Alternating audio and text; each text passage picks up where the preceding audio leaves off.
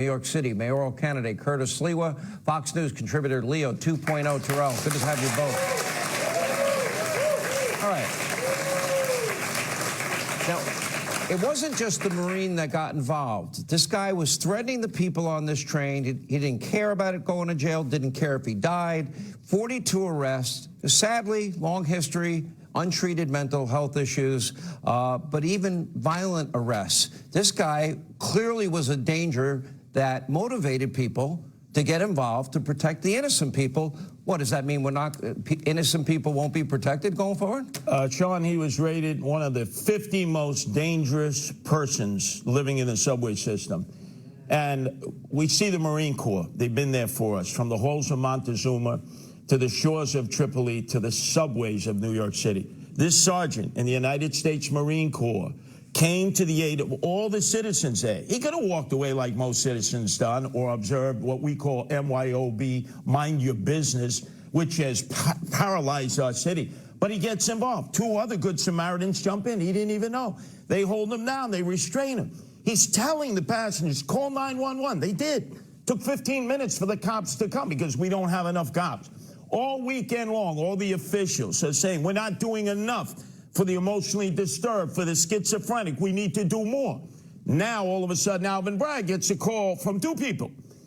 Al Slim Shady Sharpton, who says, I want him indicted for murder, and I want the two good Samaritans indicted for murder. What? Are you out of your mind? And then AOC, all out crazy, Alexandria Ocasio-Cortez scores a trifecta. Day one, she says, he murdered him. Day two, he lynched him. Day three, he executed him. So you have this gang of influential New Yorkers ringing the phone of Alvin Bragg, who should not be taking their calls. He shouldn't be influenced by anybody.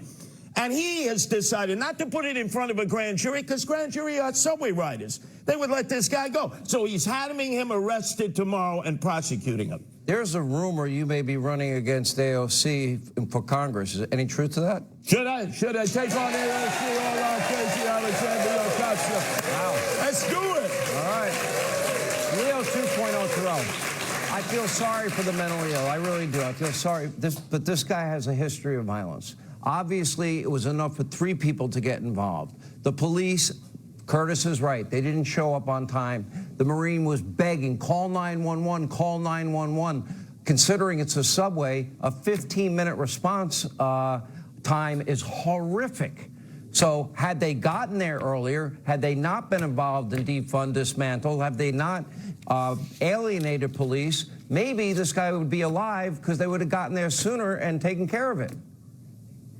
You're absolutely right, but I want to be very clear. I don't want to mix any words. This is a racially charged prosecution. It's because the defendant is black and the Marine is white.